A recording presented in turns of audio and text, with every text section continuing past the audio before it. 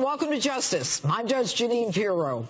Thanks for being with us tonight as we sit less than 6 days from the inauguration of Donald J. Trump.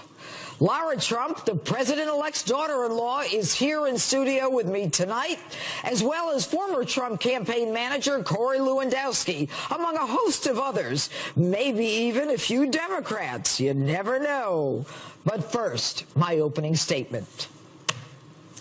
We are 6 days away from what for centuries has been a peaceful transition of power. Yet our democracy has never been in greater danger. Instead of enjoying and celebrating this time-honored, sacred, and hallowed tradition where the torch is passed to a new, democratically elected president of the greatest nation on earth, we are mired down in the politics of division, fake news, and hate-fueled resistance to the 45th president of the United States. Shame on us. This week, a United States congressman, with no doubt a stellar record in the civil rights movement, John Lewis, said he would not attend the inauguration, adding this: "Not legitimate? Pray tell, Congressman Lewis, what's not legitimate?" Donald Trump won by a large electoral college margin, and in spite of efforts to do a recount, which backfired big time, and efforts to influence those faithless electors, nothing changed. Congressman, you have devoted your life to equal rights and equal justice for all. You have been rewarded with a seat in America's most exalted House of Representatives. Likewise, Donald Trump has been rewarded with a seat in America's White House. Are you not a part of our democracy? Do you not want a peaceful transition of power?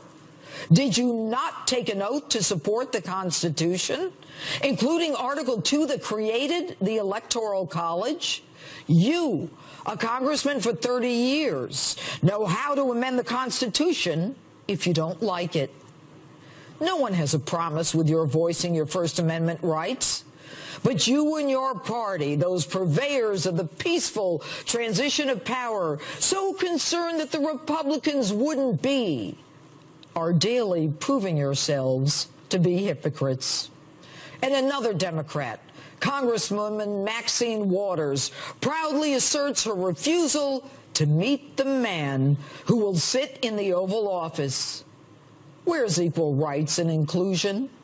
Where's doing your job for the people who elected you? And as for those liberal Hollywood leftists in need of a lobotomy, like Rosie O'Donnell, they are straight-up communists. Rosie supports imposing martial law, delaying the inauguration until Trump is cleared of all charges. Rosie, I know you. I don't have a problem with you. But martial law? Are you nuts? Do you even know what martial law is? It's when the military takes over when we're invaded and we're at war.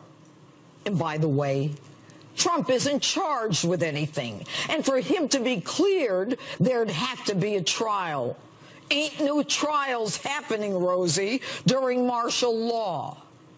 And on a personal level, Rosie, you would hate it. There would be curfews and checkpoints. There'd be tanks in the streets. And no, you couldn't call an Uber tank for a quick latte at your local Starbucks. Your tweet is stupid. Since when does the left want the military to take over? And a little primer, Rosie. When they do, people like you, who call for the overthrow of the president, meet a firing squad. And it ain't a happy ending. And while we're at it, Rosie, what you said about Barron Trump, a 10-year-old kid who amazingly was still standing at 3 a.m. when his father won the presidency, was as classless and rude as it gets. And to then claim he's not off limits, and you call Trump mentally unstable? Rosie, since when are you the bastion of brilliant behavior? Why don't you put on your big girl pants and come to grips with the fact that Donald Trump is your next president and you're either with America or against America? If you don't like him, campaign harder next time. And let this be a wake-up call to you and your Hollywood friends that you don't speak for America. And by the way, isn't Hollywood supposed to be inclusive and accepting of the views of people who don't look or talk or act like them?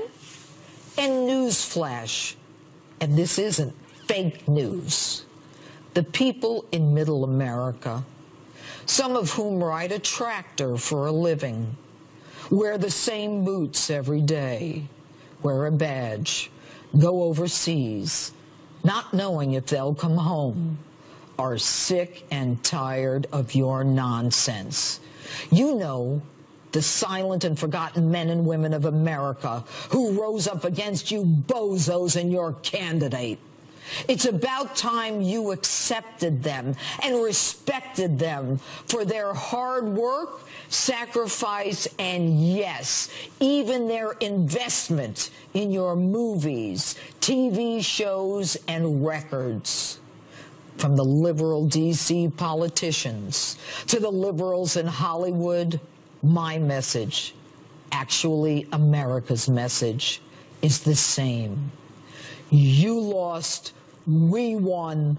Swallow your pride, get in line, stop thinking you're so damn important that the world has to stop and listen to your revolutionary nonsense. Your candidate just didn't cut the mustard. Donald J. Trump is the president for the next 4 years. Deal with it. Young ones, young